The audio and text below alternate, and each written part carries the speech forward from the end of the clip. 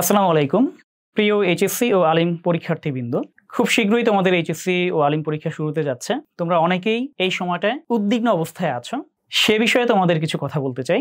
পরীক্ষার আগের এই অল্প কয়েকটা দিন প্রস্তুতি নেওয়ার ক্ষেত্রে যে বিষয়টা সবচেয়ে বেশি গুরুত্বপূর্ণ সেটি হচ্ছে অনেক বেশি রিভিশন দেয়া। এই সময়টাতে এসে তুমি যেই বিষয়গুলো তোমার কাছে কঠিন লাগে, জটিল লাগে, ওই বিষয়গুলো খুব বেশি ঘাটাঘাটি করতে যাবে না, বরঞ্চ যেই বিষয়গুলো গুরুত্বপূর্ণ এবং তুমি পারো ওই বিষয়গুলো অনেক বেশি রিভিশন দেওয়ার চেষ্টা করবে, যাতে তোমার পারা বিষয় থেকে কোনোভাবেই আনসার না ছুটে যায়।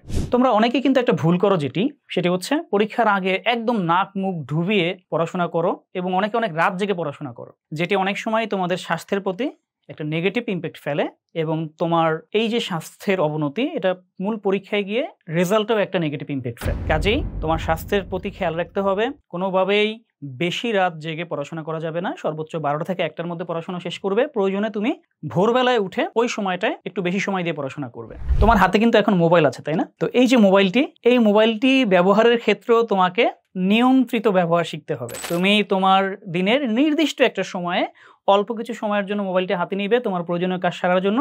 বাকি সময় কিন্তু তোমাকে মোবাইল থেকে দূরে থাকতে হবে। শেষের এই কয়েকটা দিন তুমি যদি তোমার প্রস্তুতিটা অনেক বেশি ইফেক্টিভ করতে চাও, তাহলে একটা সুন্দর রুটিন হতে পারে তোমার জন্য কার্যকরী একটা সমাধান। এই রুটিনে তুমি সাজিয়ে নিবে, প্রত্যেকটা সাবজেক্ট ওয়াইজ টাইম ভাগ করে নিবে এবং যেই বিষয়গুলোতে তোমার দুর্বলতা বেশি ওই বিষয়গুলোর জন্য তুমি বেশি সময় রাখবে এবং অবশ্যই খেয়াল রাখবে এখানে যেন রিভিশনের জন্য পর্যাপ্ত একটা সময় থাকে। পরীক্ষার দিন কোনোভাবেই তাড়াহুড়া করে কেন্দ্রে যাওয়া যাবে না। হাতে যথেষ্ট সময় রেখে তোমাকে বের হতে হবে এবং অবশ্যই বের হওয়ার পূর্বে স্বাভাবিকভাবেই তোমার প্রবেশপত্র থেকে শুরু করে যাবতীয় কাগজপত্রাদি এবং তুমি যেই কলম দিয়ে লিখতে অভ্যস্ত সেই কলমগুলো পর্যাপ্ত পরিমাণে তোমার সাথে রাখবে এবং পরীক্ষা চলাকালীন প্রশ্নগুলোর মধ্যে যেই প্রশ্নের উত্তর সবচেয়ে ভালো পারো এবং যেই প্রশ্নের উত্তর করতে অপেক্ষাকৃত কম সময় লাগবে কিন্তু মার্কস বেশি তুলনামূলকভাবে, ওই প্রশ্নগুলোর উত্তর তুমি আগে করার চেষ্টা করবে।